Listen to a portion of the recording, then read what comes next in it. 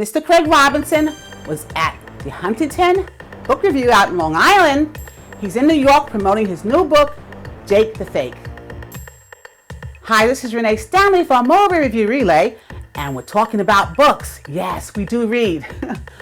But what's interesting is that the movie star, Craig Robinson, is now an author of a book called Jake the Fake. It's a good read. You may want to buy it for your cousins, your grands, your sons, your daughters, your great-grands, your nieces, nephews. It's that good a book. It should be in all the libraries across the country. Very positive messaging. Love that. I'll let Craig Robinson explain to you in his own words what the book is about. I was sitting there enjoying him, and I saw everybody pulling out their cell phones, and I said, man, I should do the same thing, because normally I just relax, because I do enough videos otherwise, you know that. But no, everybody else was doing it, so here I go. I pulled out my cell phone. So I have some excerpts from his question and answer, but I'm just going to tell you now, I had the iPhone. I didn't have my regular camera. So I had to crop it, you can imagine. A lot of people know that Craig Robinson is not just an actor, he's an educated teacher. Yeah, and he has all these degrees. He comes from a very educated family. And I thought his mother and father weren't in entertainment. But yeah, he got me straight about that too.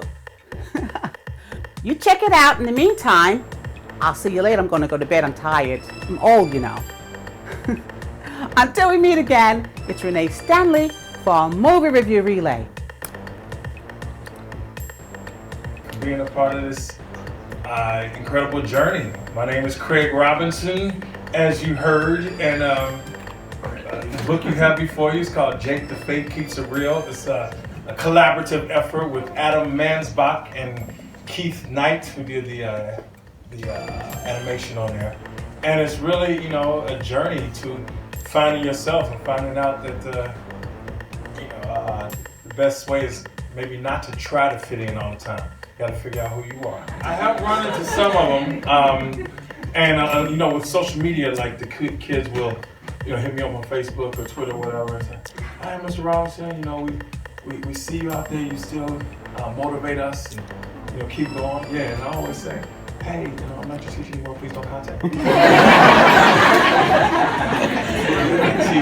But I have seen some like when I go home for Christmas or something, I might see somebody at the movie theater or they will hit me up on social media. Yes, ma'am. I understand that your parents are not entertainment people, they're professionals. Just tell us a little bit about them and how you decided to go the other way, leave school and become a big star. My father, a retired attorney, my mother, a retired music teacher. And to say that I'm entertainment people, that's not true. We grew up all about music. Our house was pretty much a rehearsal studio. It had pianos up front and downstairs. Piano up front, one downstairs, and drum set. My father played bass, and we had trumpets and horns, everything in the house. So they made sure we had that activity of music, and they kept our foot to the fire on that. My mother, retired music teacher, she's the sweetest and strongest person I know. And my father is a retired attorney, and what he says is law, pretty much. Very good, thank you. Of course, yes, sir. Do you have a favorite episode of The Office, and did you keep anything after the show?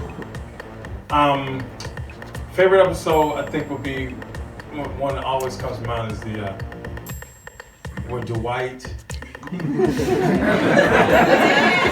snuck and went to talk to Jan, and he said he went to the dentist. And we had a little showdown, and Mike was like, "So what's the dentist's name?" He had to think on his feet like, "Crentist." So I think that's one of the top. Yes. How long have you been doing acting? What made you go into it? Well, writing is quicker. Writing started last year. Acting was, I acted a little bit in high school, and then when I graduated college, is when I really went. Right? Yeah, my parents are pretty awesome. They are. Okay, gonna smile. Of course.